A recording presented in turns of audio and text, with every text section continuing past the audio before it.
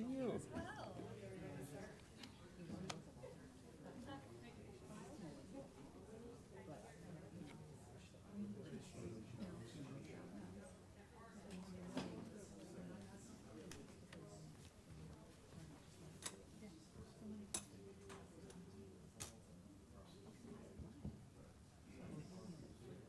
No, they'll take 3 minutes. Seriously, it's because I was gonna say that.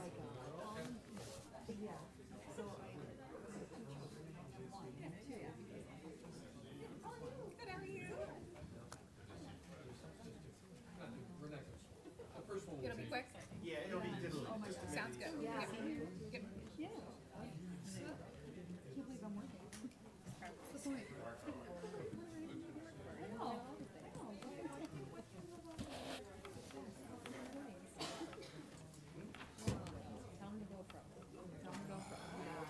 Yeah. It's good to see you.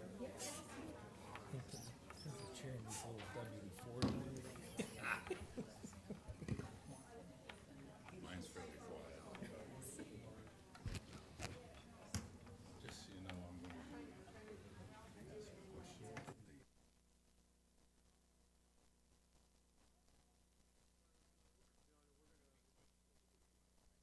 When you're ready, girl. You ready?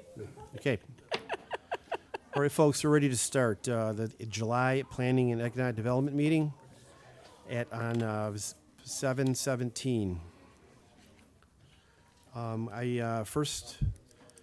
First order on the agenda is approval of the minutes. So moved. So moved. I need a second. Carried. Okay, the first resolution on tonight's agenda is requesting, oh, I'm sorry, privilege of the floor. Is anyone here to speak at the privilege of the floor at this time? Sure.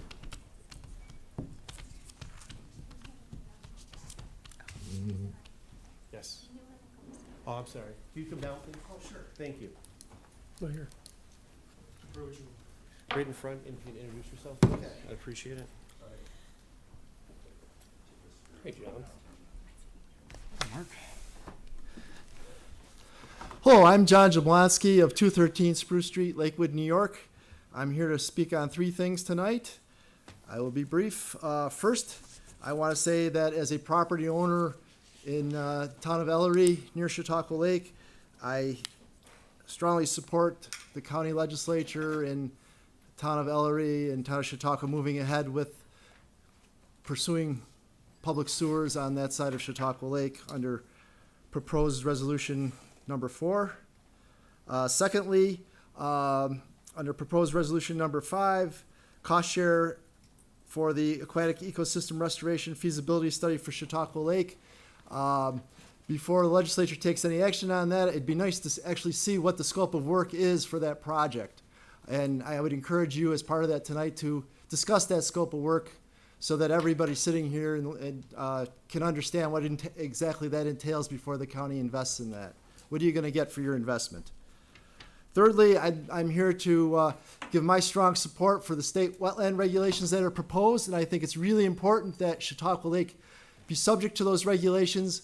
We have had continuous destruction of our shoreland areas and excessive sedimentation of our lake, and excessive sedimentation leads to excessive Eurasian water milfoil growth. It's one of the factors in making that plant grow and grow, and having stronger wetland regulations in place will help in the long run to actually prevent the lake from filling in as much as it has been filling in. So, there's a whole bunch of people who are trying to fight that, and I think their efforts are misguided and should be put into stronger regulations in each town and in the county to keep that mud and the nutrients out of the lake that actually fill in the lake and cause the lake to become shallower, where you get shallow water where emergent vegetation like cattails can grow. So that's what I'm here to say tonight, and thank you for the opportunity to speak.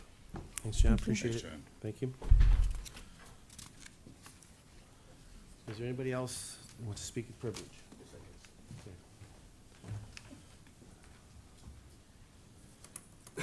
Thank you, Mr. Chairman, County Executive Wendell. I would like to bring to the attention of the Committee of Planning and Economic Development that information was received last Friday by Buffalo Business First that the County of Chautauqua IDA has been ranked #1 in economic development in Western New York, surpassing Invest Buffalo Niagara and including Erie County IDA, to the tune 3 times the projects Erie County has done. So I think it would go, we will be giving more information, but to people think of Invest Buffalo Niagara as the gold standard. Well, I think it's very telling that our group here as a team effort has surpassed that group. So on behalf of myself, the residents, I would like to congratulate our IDA and Mark and the planning department for being part of that. Thank you. Absolutely. Congratulations. Congratulations. Okay, on to the agenda.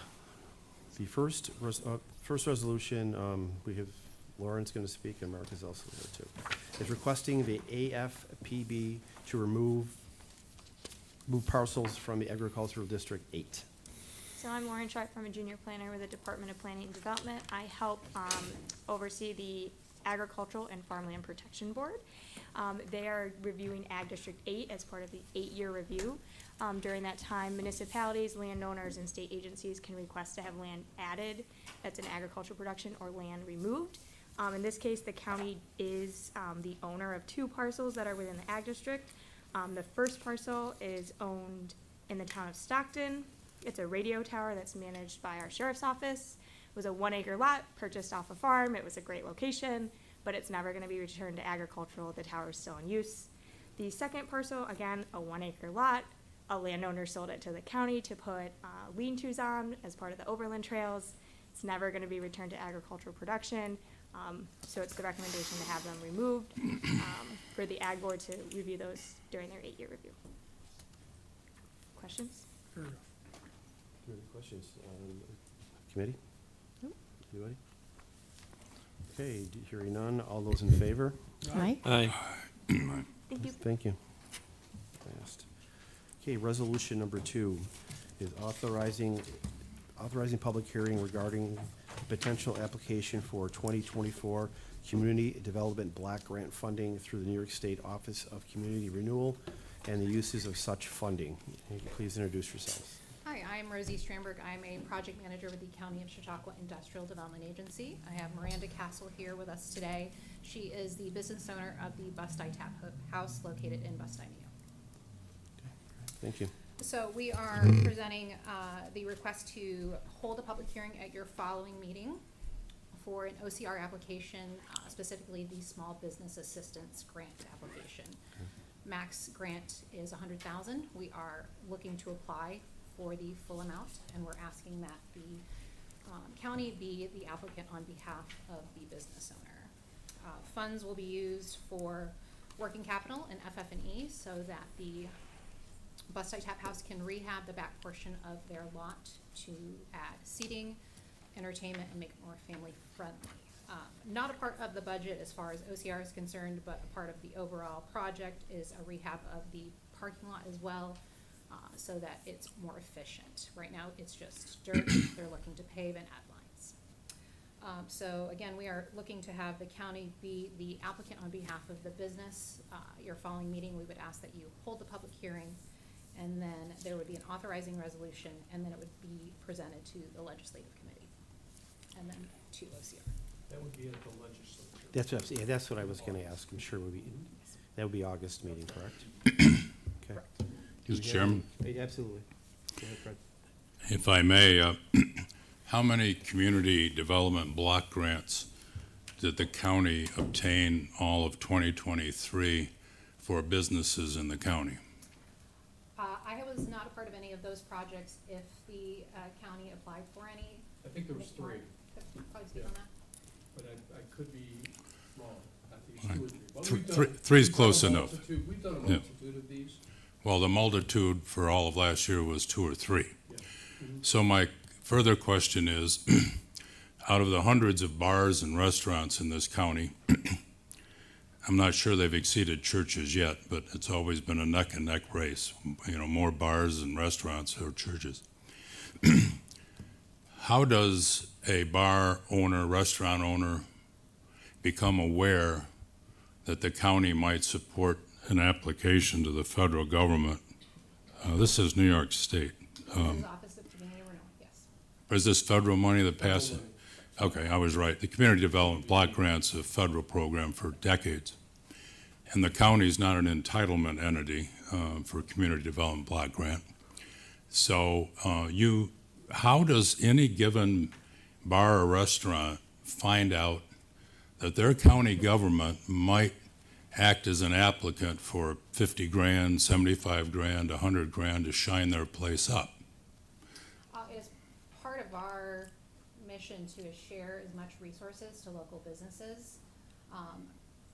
I first became aware, the IDA first became aware of this particular grant opportunity when Hotel Lenhart approached for their OCR request. A business owner at the village of Bemis had brought us to the attention that there is a small business assistance grant through OCR. So they had done their own research. We were not aware of that grant. Since being made aware of that, we've had multiple businesses express interest in it and proceed with applying for it. In the past, we've gone directly through the municipality to apply for this grant so that they would be the applicant and Critic would then become the pass-through. But it is a lot of work for a municipality to apply for it, especially considering that some of the municipalities are short-staffed or small-staffed or share-staffed. So we ask that the county become the applicant to relieve that burden off the municipality, the local municipality.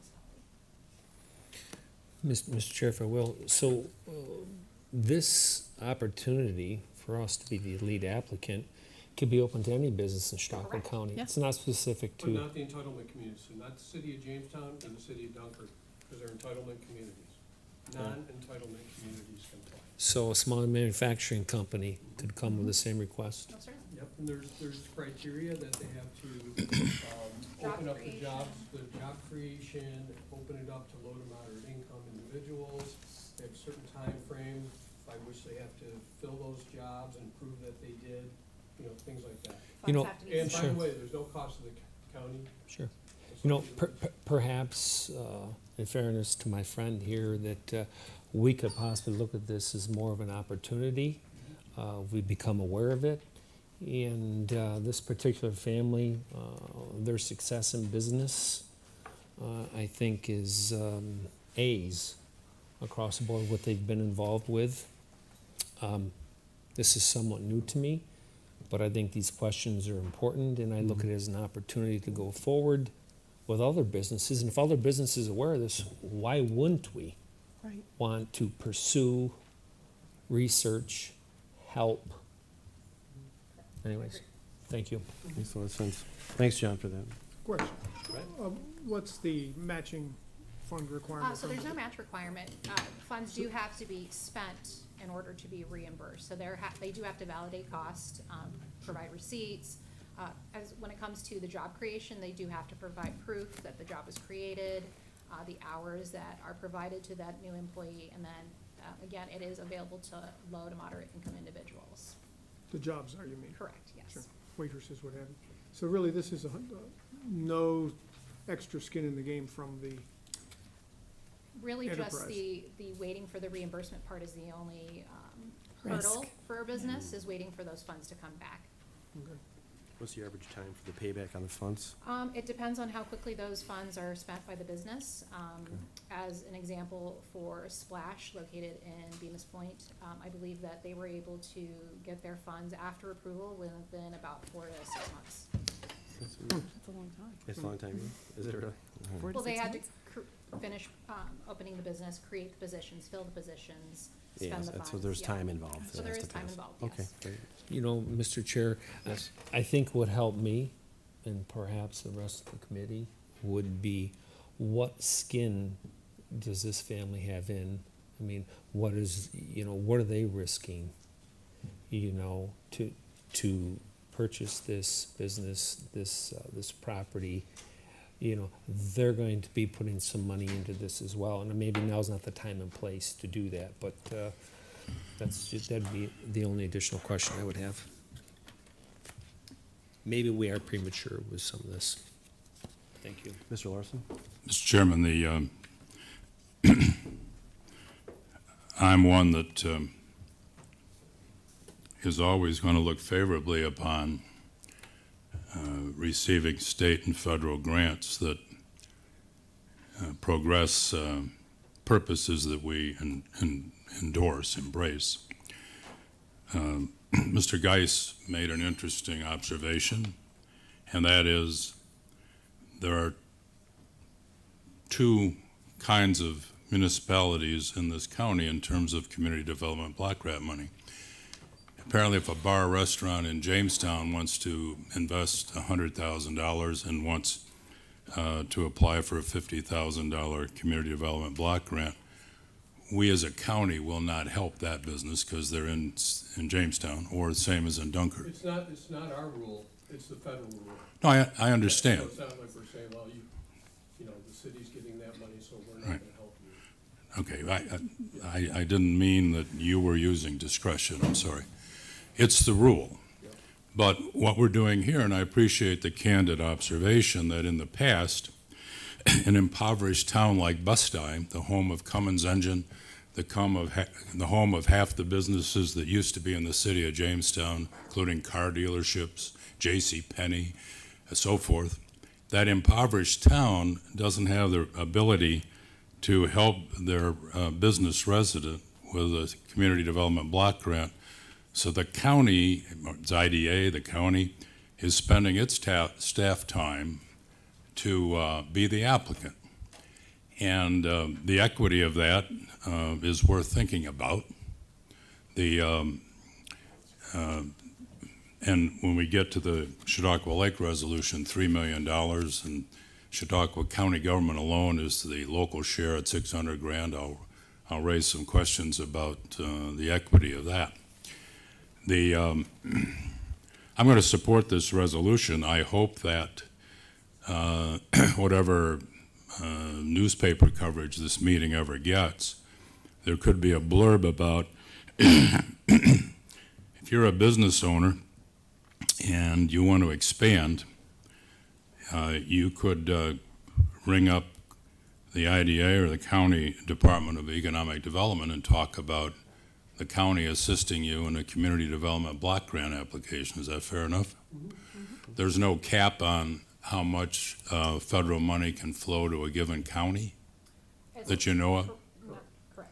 There's a cap on how much each business can get. Sure. Not a cap on- So instead of 2 or 3 businesses last year, and we're already into July, so this may be the only one this year, maybe next year there could be 6 or 7 county-endorsed applications. In stepping forward to be the applicant, has the County Department of Economic Development, the county is the applicant, not the IDA, right? Make that clear. Has the County Department of Economic Development tried to come up with even a broad guideline as to how you're going to evaluate someone asking us to take the time and effort to be their applicant? What if this was for a strip joint, which I used to have, I believe. What if it's for a strip joint? And they're going to remodel the building, they're going to put in a lot of money. Are you automatically going to say, oh, okay, yeah, you want 50 grand community development block grant? You've submitted your plans, no question you're going to spend 100,000, 200,000 to pull off the strip joint. Are we going to have any guidelines? I assume we have not invented any yet on how we will evaluate an applicant who comes to us and says, Chautauqua County, we want you to be our applicant for a community development block grant. Is it worth trying to establish some guidelines? I believe there are guidelines already provided by the federal government, but I will check into that and find out what they look like. All right. But in terms of this particular application, which I'm going to support, is it fair to say that there was really no need, in your view, to investigate whether this is a great application, a so-so application? You just thought this sounded like a legitimate business and we're going to help it. Is that about how it got figured out? No, you know, we meet with every single business owner that approaches us, right? And we sit down and really look at their project and make sure it's legit, right? I mean, you know, if somebody's got a nickel and a prayer, you know, of course you wanna help them too, but that's a different thing. You know, established business, they're doing well, they're working hard, they're trying to expand, they have an opportunity, they've done their homework. Those are the types of projects that we wanna support. And there are federal regulations behind that in some way describe what's eligible and what's not eligible. Okay. Again, I'm going to support this. For the legislators who represent Dunkirk are part of it, Jamestown are part of it.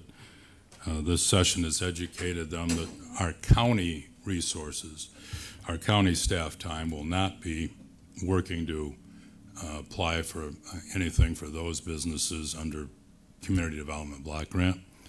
And we now have assurance that any individual applicant at least will be scrutinized in terms of the federal regulations for the Community Development Block Grant.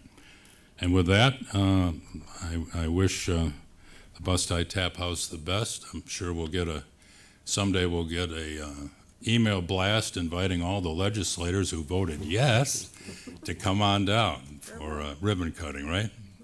Good luck. Do we have any other questions? Committee? Okay, all those in favor of the resolution as presented? Aye. Aye. Those opposed? Resolution's carried. Thank you. Thank you very much. Thank you. Okay, resolution number 3 is Chautauqua County Food Policy Council dormancy. And who do we have to speak on that? I'm Courtney Domst. I'm a junior planner with the Department of Planning and Development. Do you want me to start? Sure.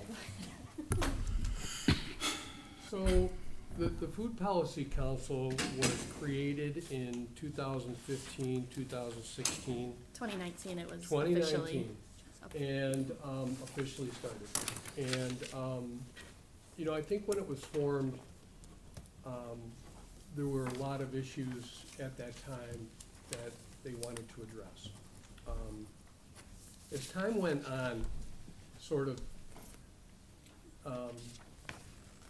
things became, I guess, less pressing. I would say there was less enthusiasm.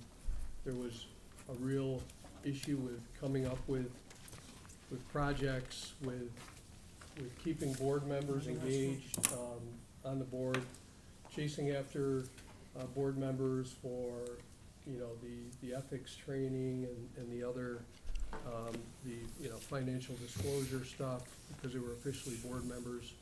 And the group really decided collectively that it really didn't make any sense to continue on, especially in light of the fact that the county a couple of years ago did a agricultural development and enhancement strategy, which has a whole bunch of recommendations. And there's a group that we sort of champion that meets every quarter to really talk through and strategize about how to implement these projects. So there was sort of a redundancy there. We invited all of those Food Policy Council people and the Ag and Farmland Protection Board members to come and be a part of that group. So that all being said, we want to make dormant this Food Policy Council, and we need your support to do so. Well, it sounds like you guys have done some work on this. Obviously, you had some open conversation, and you do believe, as an organization or a group, that this is the best thing for you to do? Yep. Okay, no problem. Do we have any comments or questions, committee? Just one question. Go ahead, John. The members of this Food Policy Council, they have bought into this as well, Mark? And, okay. They were very active in this discussion. We've been talking about it since last August. And other stakeholders as well? Yeah. Okay. Great. Okay. Mr. Chairman, I would just elaborate that the Food Policy Council, for the last couple of years, has been having a great difficulty in getting meeting attendees. The interest from the members has been very, very low, probably for the reasons that Mr. Geis outlined. So when we got to the point of discussing what we should do going forward, as was pointed out, the discussion was very active. A lot more participation in the discussion of what we should do about the Food Policy Council than in participating in meetings. So I think we've come to a good place. Yes. Good. Okay, all those in favor of the resolution as presented? Aye. Aye. Those opposed? Resolution carried. Thank you. One less council dealing in private sector stuff is a good thing. Okay. Resolution number 4 is to authorize intermunicipal agreement with the city of Dunkirk. Do we have anyone here to speak on that? Good evening, everyone. My name is Dave McCoy. I'm Chautauqua County Watershed Coordinator, and I work with the Office of Planning and Economic Development. This resolution authorizes the county executive to enter an intermunicipal agreement with the city of Dunkirk. Okay. Has any of the members of the committee had an opportunity to read the resolution? You have? Does anyone have any questions on the resolution? Hearing none? Or did Sorry, some- question. Okay, Fred. Just grammar-wise, I think the 30,000 is for the study and getting the permit, not to be applied to the work. Would you please speak loudly? All I right, don't hear so the well. 30,000 is for the development of the permit, not for doing the work itself. That's correct. Right. It's not really development, it's for dredging work. Yeah, I mean, it's it's to get the permits, yeah. cost. So, I mean, one of my hot buttons is every time we're turning around, we're spending tens of thousands of dollars on paperwork instead of on shovel work. Wish we didn't have to do it. Anyway, I'll support it, but Thank you, Fred. We appreciate it. All those in favor of the resolution as presented? Aye. Aye. Those opposed? Resolution's carried. Thank you. Okay, we're under resolution number 5. Is authorizes use of Chautauqua County American Rescue Plan Act, ARPA, to fund the East Chautauqua Lake Sewer Study. You know, the East Lake Sewer Initiative is really the capstone of a long-time effort to complete municipal wastewater collection and treatment around Chautauqua Lake. It's really the last gap that we have. The ARPA Review Committee approved funding for this. Now the legislature must endorse that. Okay. Question. Go ahead, Fred. what other studies, I mean, hasn't this whole project been studied multiple times and engineered and what have you? So why are we going with another 40,000? I would love to answer that question. You're shopping us a bit. This happens to be in my district, Fred. Good. So what we have is we have the Center Chautauqua Lake Sewer District that ends at Midway State Park.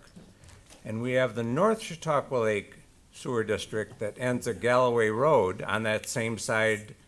And now we're talking about the area between them.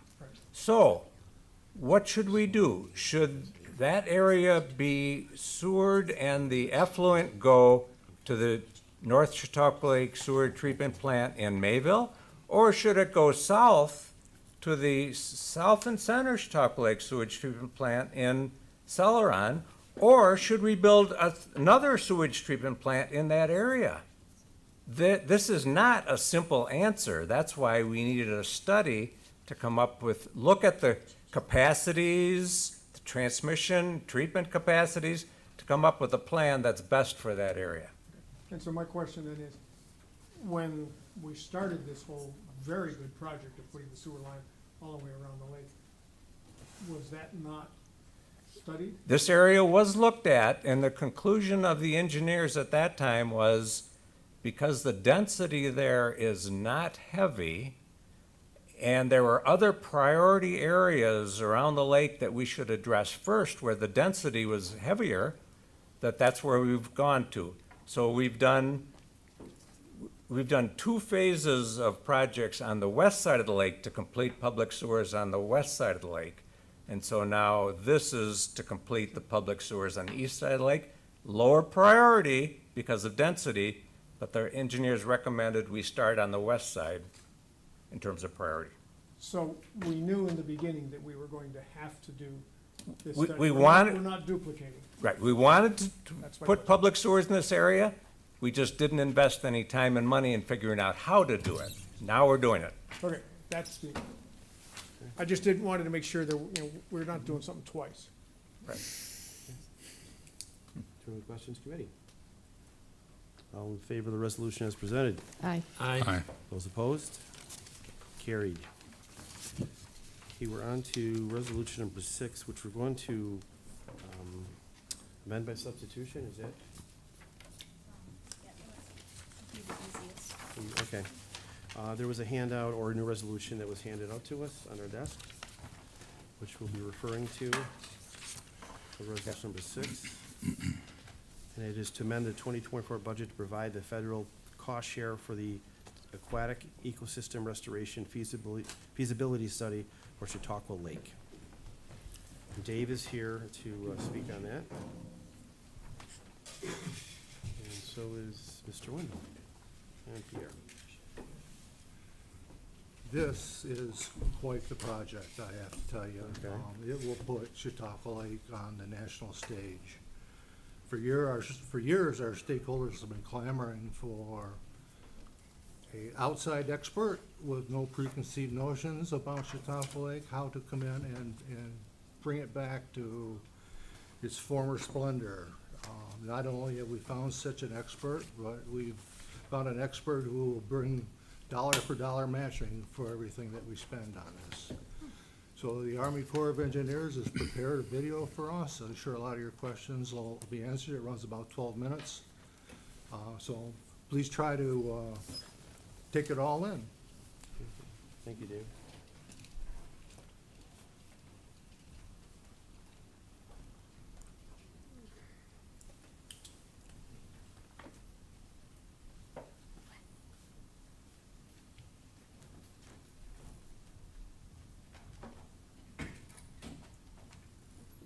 Speaking very softly.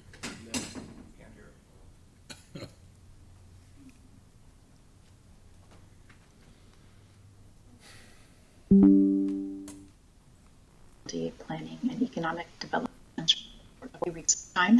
This is a recording of a short overview of the upcoming Chautauqua Lake Aquatic Ecosystem Restoration Study.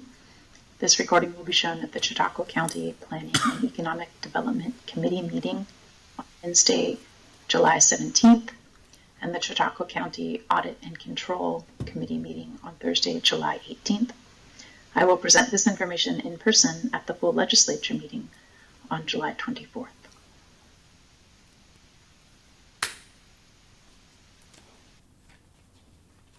Today, I would like to provide an overview of the proposed Chautauqua Lake Aquatic Ecosystem Restoration, or AER, study, and provide an idea for you all about what to expect as we kick off this project.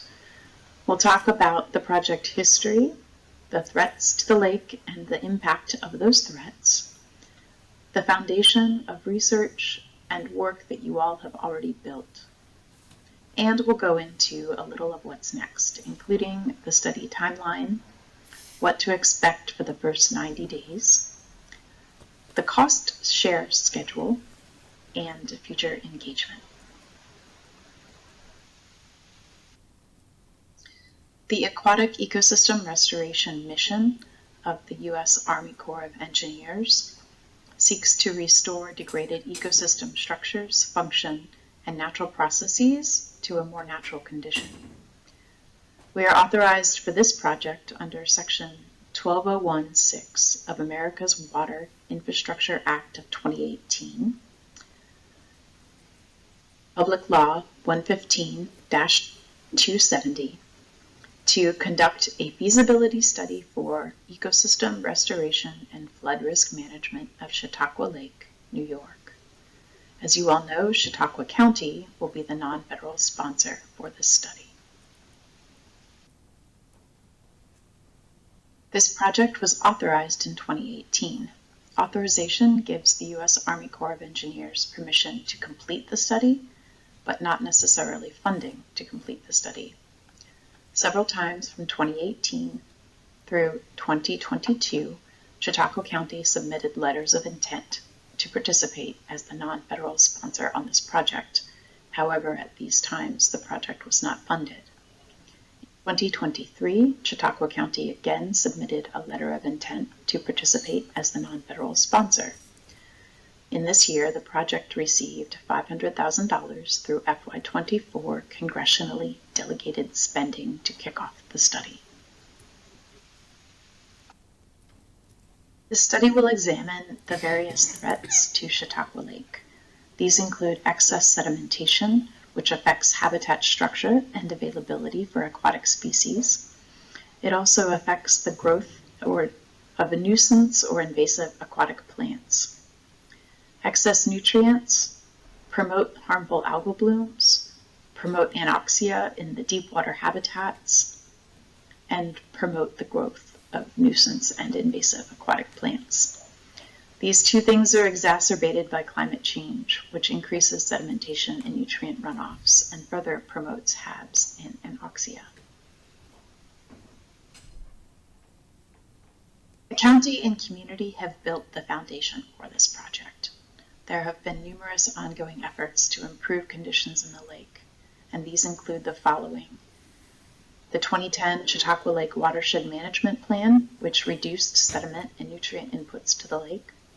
Ongoing research by universities and institutions such as the Jefferson Project, the Bowling Green State University, the State University of New York at Fredonia, SUNY Oneonta, the SUNY College of Environmental Science and Forestry, and others.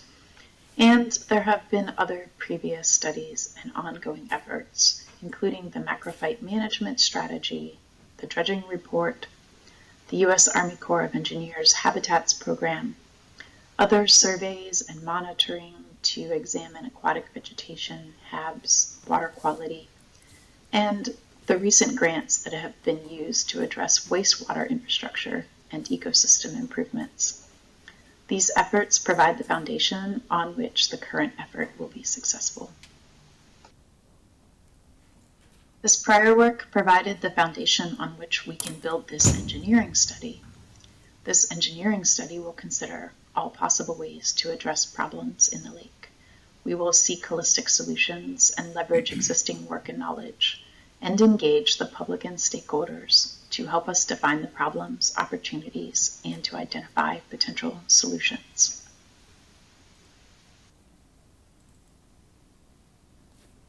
I would like to talk a little about what is next, including the study timeline, the first 90 days of the project schedule, the cost share schedule, and engagement moving forward. This shows the general timeline for this type of study, what we call a 3x3 study. These 3x3 studies are generally supposed to take no longer than 3 years to complete and cost no more than $3 million. Along this timeline, the diamonds show products that will be produced to meet the timeline, and the ovals show significant project milestones that we will aim for over the course of the study. The first milestone will be the feasibility cost share agreement. We have targeted execution of this agreement no later than the 30th of September 2024, but we can move that earlier. During the alternatives milestone meeting, approximately 90 days later, we will define the federal interest in the project and present the initial array of alternatives.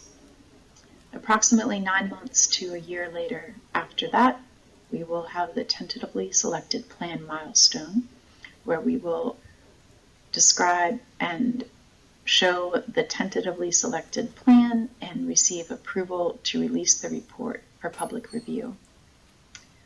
We will release the report approximately 60 days after the tentatively selected plan milestone. During the agency decision milestone, we will receive agency endorsement of the tentatively selected plan. During the district engineer's recommendation milestone, we will submit the final report to headquarters for the final review process. And following that, the chief's report will be presented by the chief of engineers for recommendation to Congress.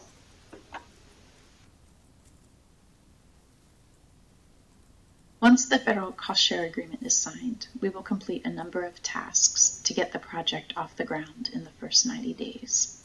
These include developing a refined scope, schedule, and budget, project management and review plans, and formulating the initial array of alternatives. Project scoping will really help us to identify the stakeholders, the data and analysis needs, the problems, opportunities, objectives, and constraints that define this particular problem. We will conduct planning charrettes to get the input of stakeholders. During the planning charrettes, we will work to develop that initial array of alternatives that will be examined through the engineering analysis phase of the study.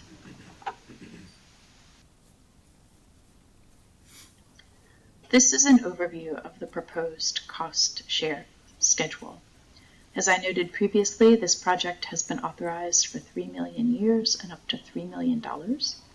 This project will be financially cost shared 50-50 with Chautauqua County. A specific cost share schedule will be developed during the scoping phase, including where and when work in kind can be contributed towards the non-federal sponsor cost share requirements. Generally, we would need non-federal sponsor contributions annually by September 1st, prior to the start of the new fiscal year, which begins October 1st. However, the start of this project will likely be after September 1st, so there is a period of catch-up shown here, where we may need up to $600,000 from the non-federal sponsor in matching funds by December 30th. This depends on the schedule and budget that we develop with Chautauqua County during the scoping phase. Again, the non-federal sponsor can contribute work in kind as part of their cost share. Qualifying work in kind will be identified by the non-federal sponsor during the scoping phase. Finally, I wanted to emphasize that participation in early scoping by our stakeholders on this project is critical.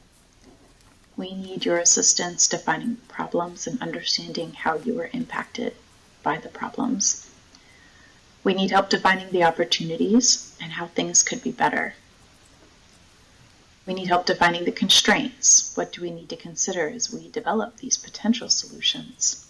And defining the objectives. What should we be trying to achieve? We will ask for your assistance to identify data availability and identify what we need to understand. We will discuss potential solutions to the problems and ask for your preferences for certain actions over others. Thank you all for your time today. This slide shows the project context. I am the project manager. My name is Marian Dibbers, and my email address is shown. I will also be assisted throughout this process by my project planner, Caitlin Keyhart. Her email address is also shown. We look forward to meeting with the Legislative Committee in person on the 24th of July. Thank you for your attention.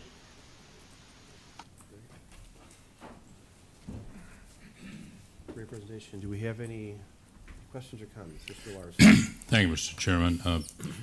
Did the county legislature last year or at any time pass a resolution supporting such a grant application?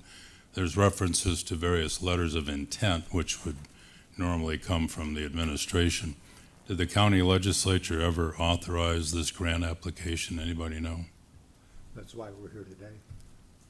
Well, the money is sitting on the table. You're asking us to pony up $600,000 this year and a total of $1.5 million. My question, anyway, I think I've got my answer. How much money is in the unassigned fund balance that we're going to pull $600,000 from? We don't plan to use the fund balance. It was Well, that's what this initiated- resolution is. But not the one that was distributed to you in your packet. We amended, yeah, we amended by substitution. That's one I gave you. What is a reserved fund balance, miscellaneous lakes and waterways? Is that the 2% occupancy tax money? occupancy tax reserve.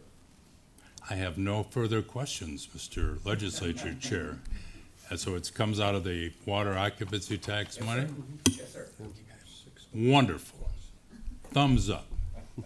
Clean water ahead, maybe in our lifetime, maybe? Yes. Yes, maybe. I'm Thank sure. you. So. I would just like to say, you know, and obviously for the record, this has been an ongoing process, but if it weren't for the efforts of Congressman Langworthy getting this across the goal line, we wouldn't be sitting before you today. This is an ongoing effort that's been going on for many, many years, prior to my tenure as county executive.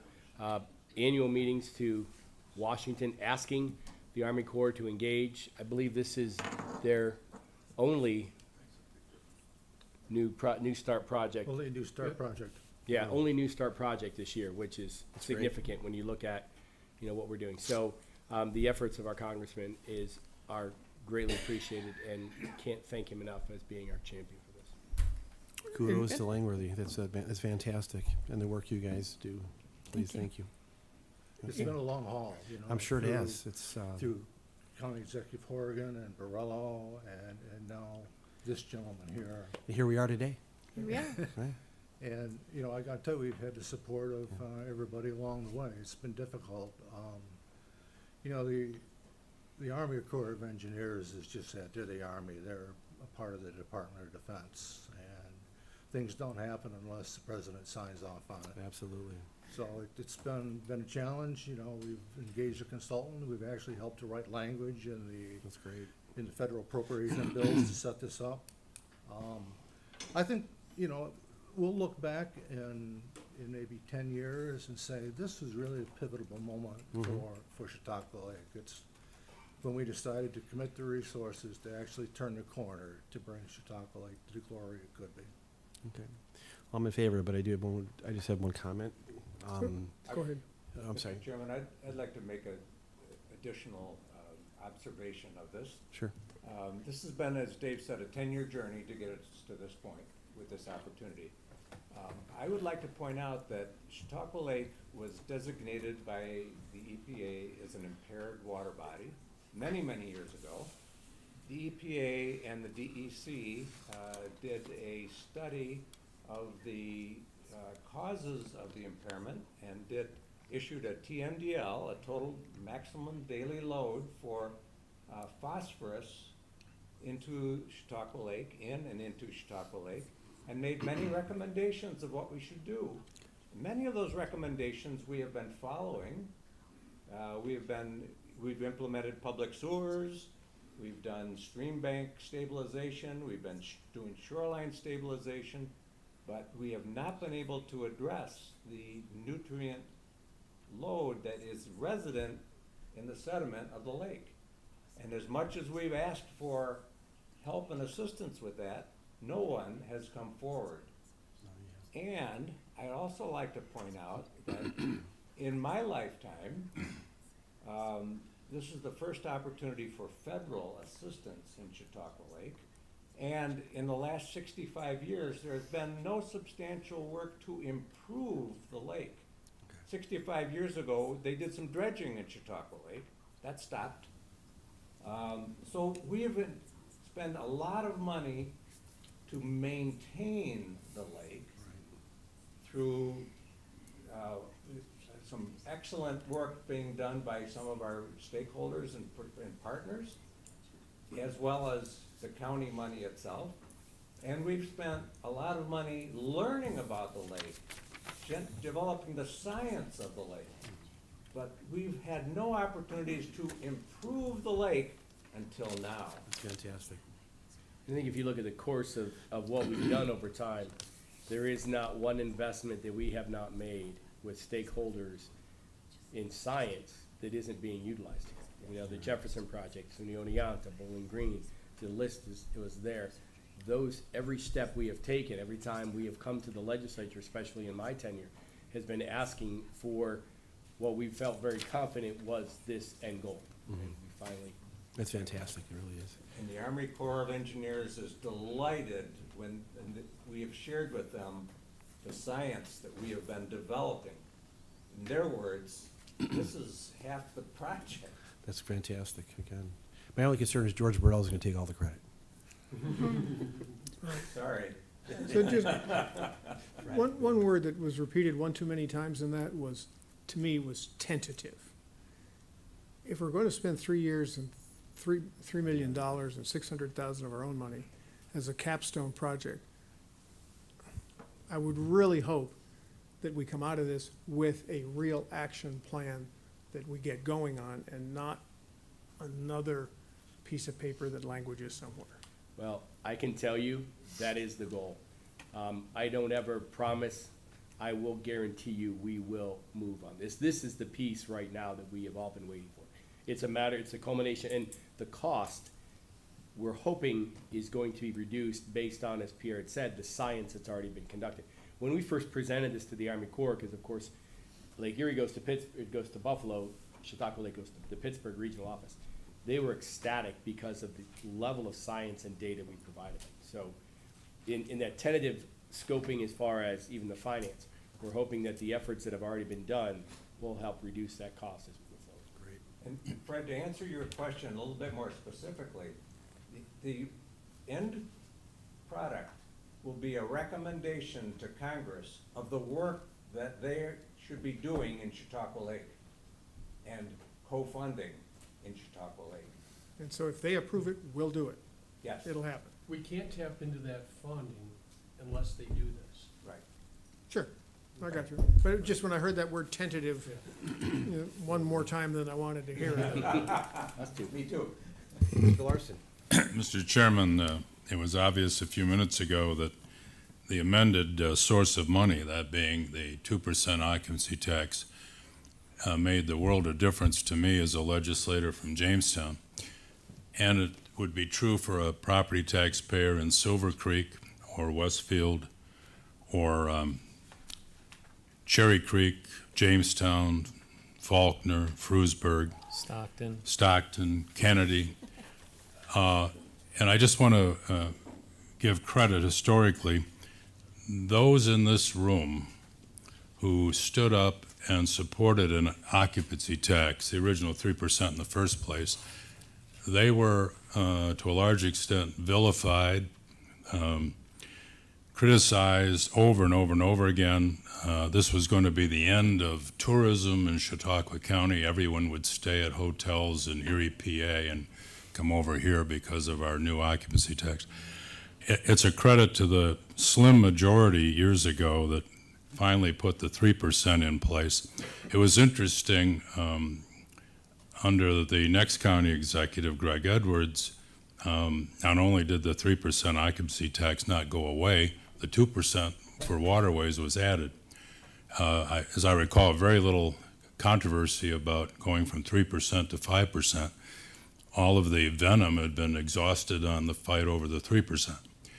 And the 2% for our waterways, that is a totally logical source of money for this kind of project. That's what the waterways occupancy tax is for. So whether you come forward with 600,000 over the next 3 years, Mr. Johnson, it looks like our share will be $1.5 million. You got to read the resolution closely to see that establishes Chautauqua County's cost share commitment at a cost not to exceed $1.5 million over 3 years. So this 600,000 is kind of upfront money. It's a perfect use of the 2% occupancy tax. Sure, we all benefit from Chautauqua Lake and the property value that it has and the money it generates for the county treasury. But helping to improve Chautauqua Lake with the 2% occupancy tax for waterways is perfect, and enthusiastically will support this resolution. Thank you. Do we have any other comments, committee? Okay, are we all in favor of the resolution, amended resolution by substitution? Are we all in favor? Aye. Aye. Those not? Resolution's carried. Thank you, gentlemen. Thank you. It's a great project. We're looking forward to this. This is great. Okay, seventh item on the agenda is a presentation and updates on CCV programming presented by Andrew Nixon.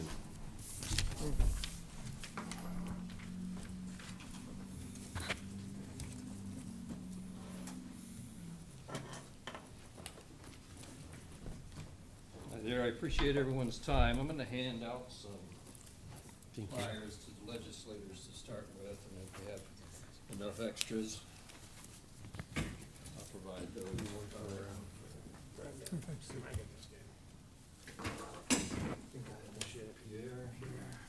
Thank you, Andrew.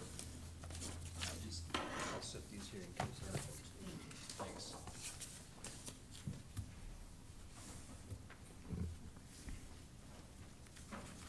So Olivia, how are we doing? We lost it?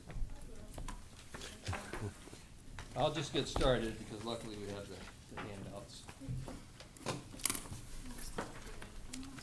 Okay, all right. So my name is Andrew Nixon. I'm the director of Chautauqua County Visitors Bureau. Just want to outline what I'd like to do here. It was at Legislator Larson's suggestion that I make a presentation to the legislative committee, just talking about the Visitors Bureau and some of the things that we're doing. I just want to cover some things generally about CCVB with PowerPoint presentation. It's only 14 slides. It shouldn't take too long. I also have in our handouts some of our funding history.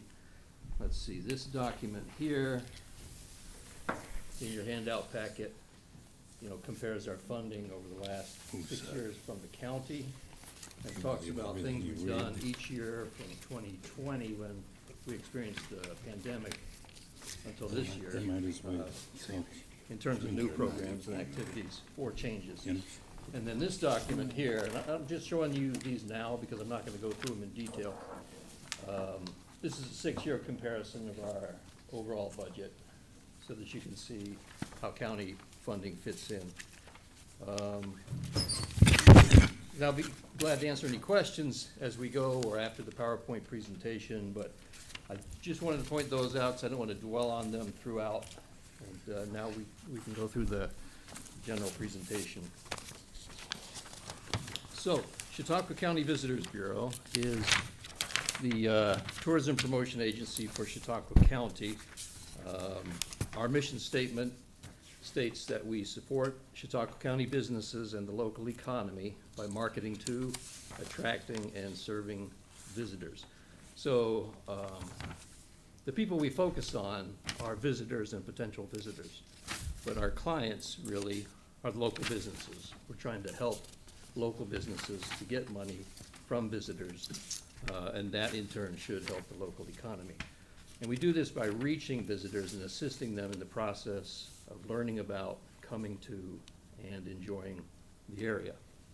So just a quick slide on our mission statement. The next slide is on visitor spending impact. This information comes from Tourism Economics, which is a division of Oxford Economics, a pretty well-known research firm. New York State Division of Tourism hires them every year to do a region-by-region analysis of visitor spending, and they provide information to us. As of 2002, which is the last year they completed the survey, visitor spending by people who live outside of the region into Chautauqua County was $294 million. This infuses area businesses with revenue that would not otherwise exist within the community.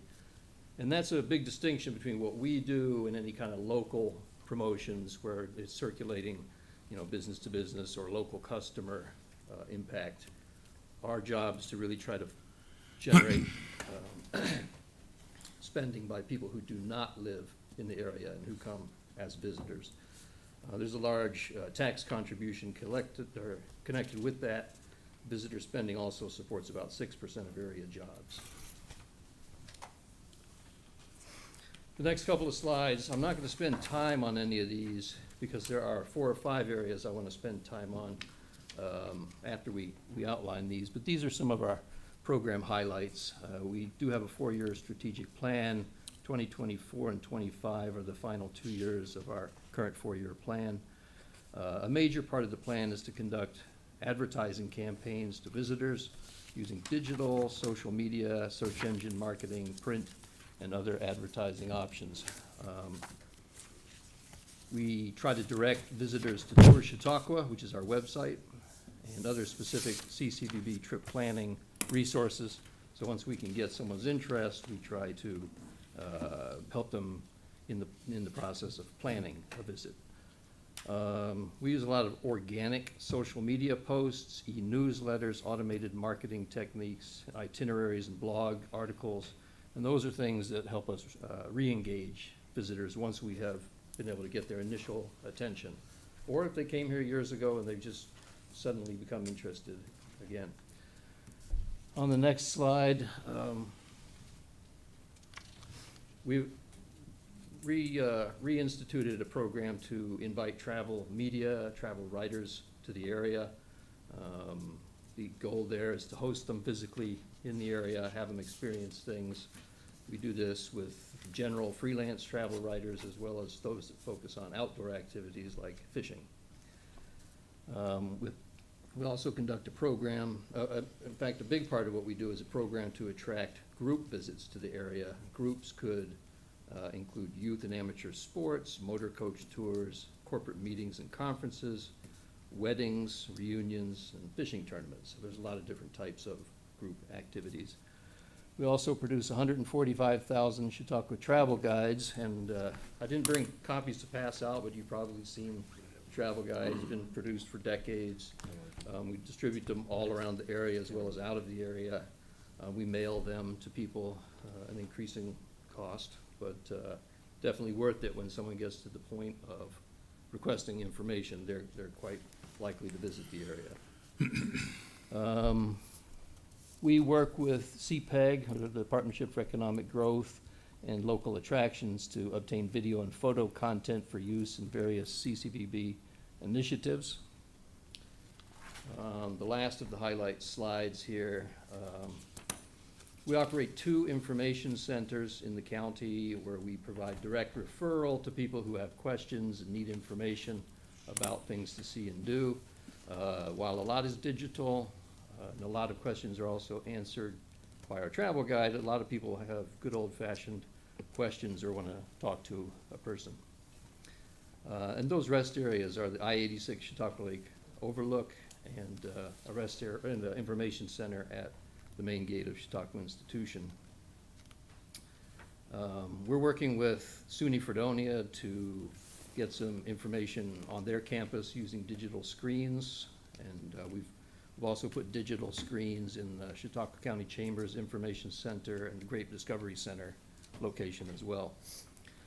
There are things that can be programmed with specific information.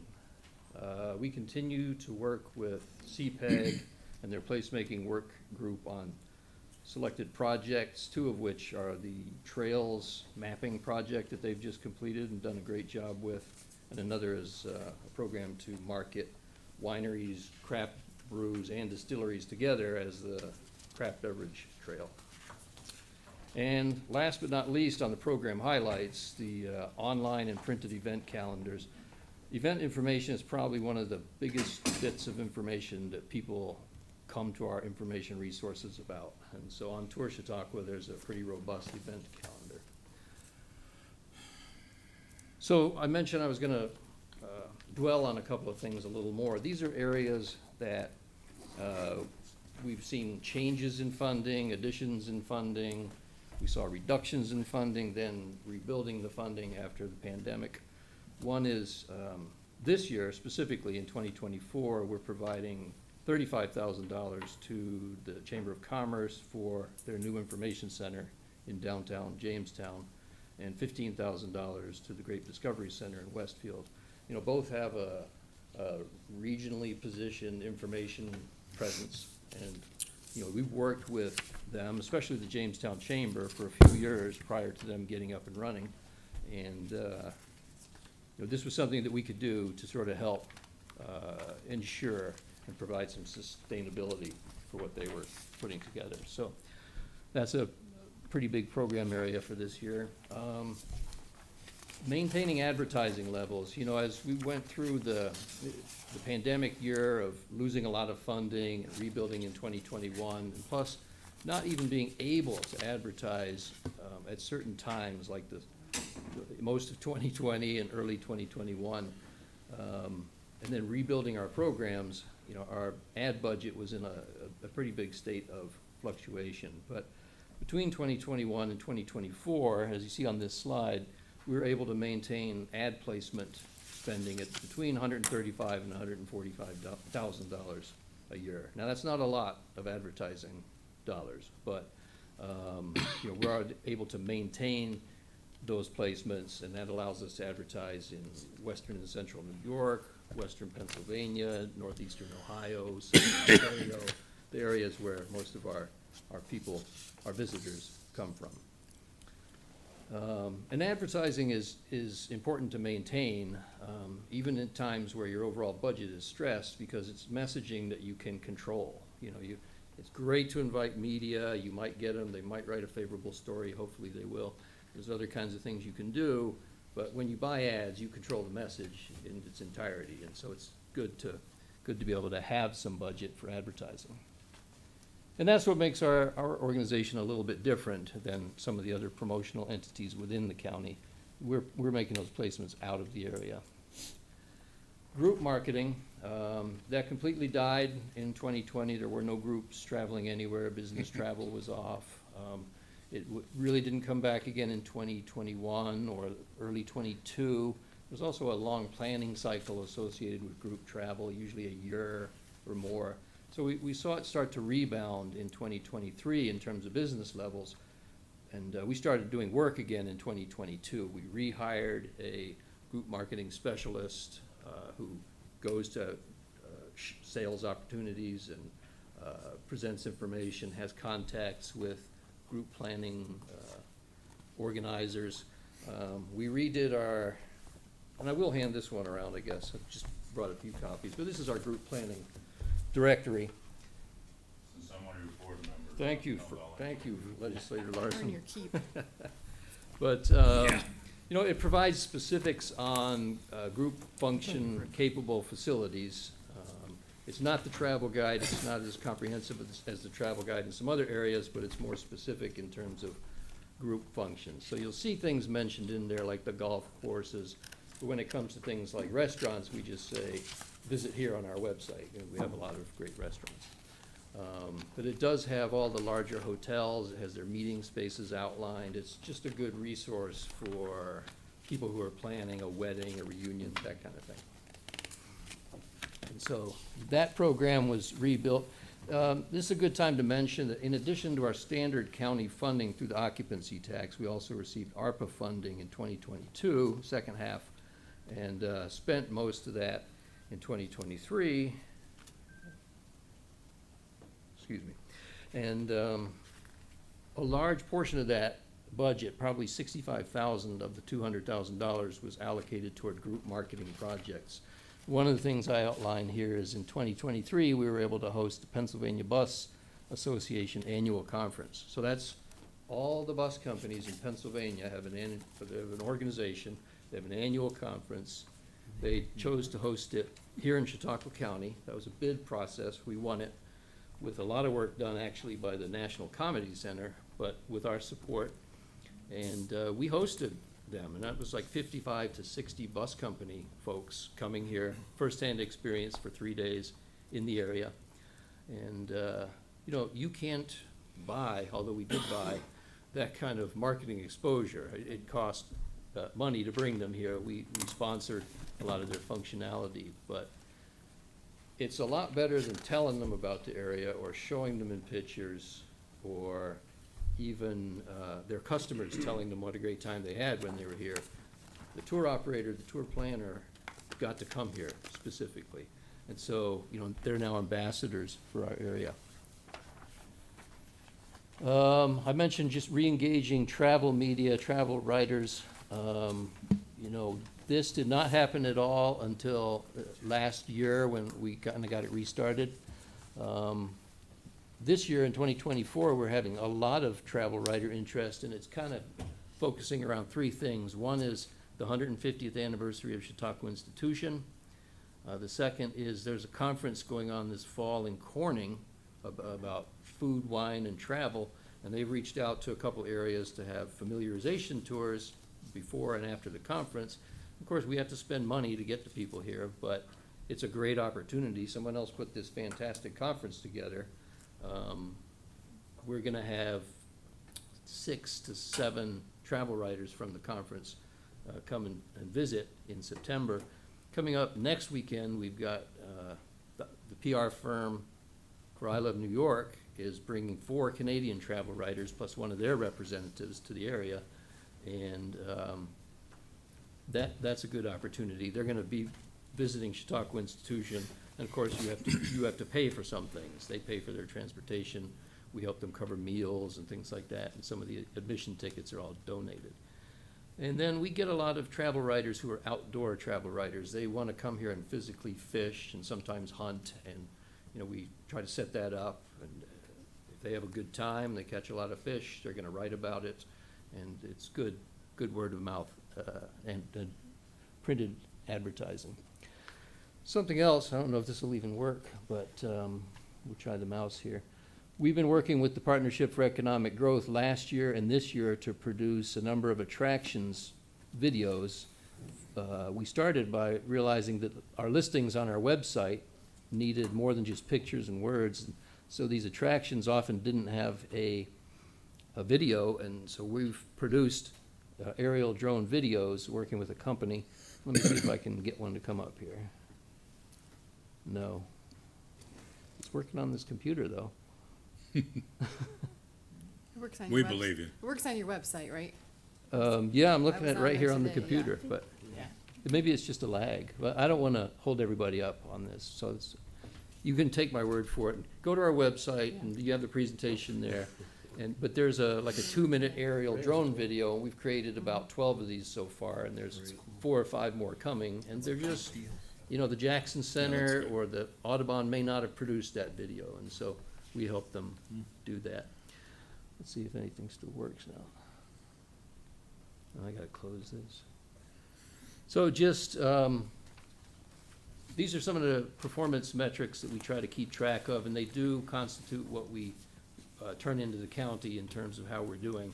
So we track the articles, blogs, and editorial mentions, impressions and clicks to our website from ads, various kind of ads, impressions and clicks to our website from Facebook. Facebook is still a big interest generator, whether it's organic or advertising related.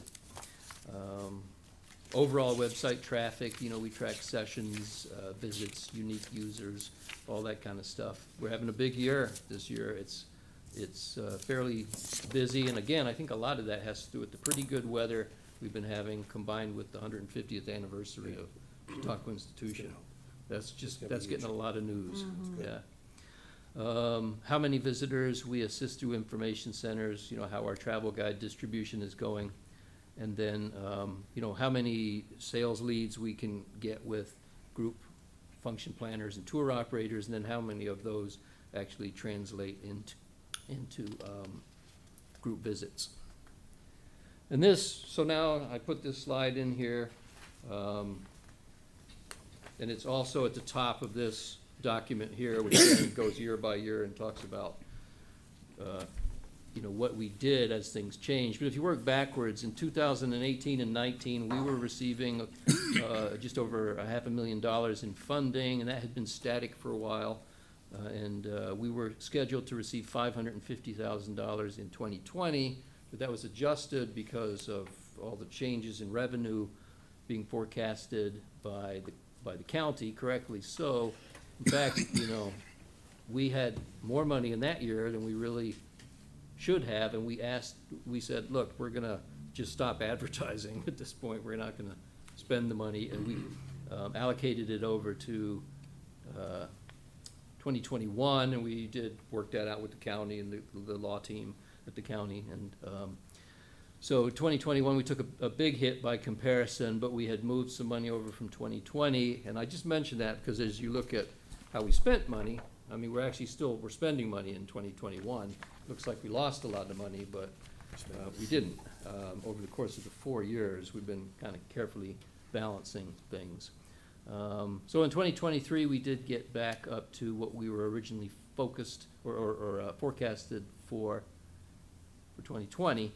And we also had a good amount of the ARPA funding expended in that year. So our overall use of funding was pretty good. And this year we have 603,000, and that is 50% of the 3% occupancy tax. And as I showed you before, a big chunk of that went to working with the county chamber and the Great Discovery Center. But also, if you take a look in this budget document here, which you can do when there's more time, you'll see that we've rearranged some things, maintained levels of advertising, group function planning, photo development, hosting travel writers, and you know, a lot of other programs that are outlined there. So I tried to give you an overview of what we do in general, a few specifics, and then some things to kind of delve into more. These, if you have questions, and I'm glad to send you those as digital files if you want to have them that way. And at this point, I'd just like to answer any questions. Go ahead, Frederick. Mr. Chairman, as Mr. Nixon pointed out, I did suggest to him, thanks to the chair of the legislature, I am assigned to the board of the Visitors Bureau, which is an important part of our economic development efforts. So I was very happy to say yes when the chairman asked me if I would serve. I did ask Mr. Nixon to give this legislature an update for a specific reason. He and I go back about 24 years. I was the county attorney that had to help implement the first occupancy tax. And that first occupancy tax year or years, the county legislature and the executive made a decision to give the Visitors Bureau more money than had previously been given out of the general fund of the county. So there was an instant benefit to the Visitors Bureau by the creation of the occupancy tax. As a matter of general principle, the county government, this legislature and its executives maintain control of this occupancy tax money until, I guess, Assemblyman Goodell wrote legislation that this year's the first time it's the 50%, probably, for that odd number. This is the second year. Second year of the, you know. So this legislature lost all say until the next however many years it has to be re-upped. Then the home rule legislation could be different.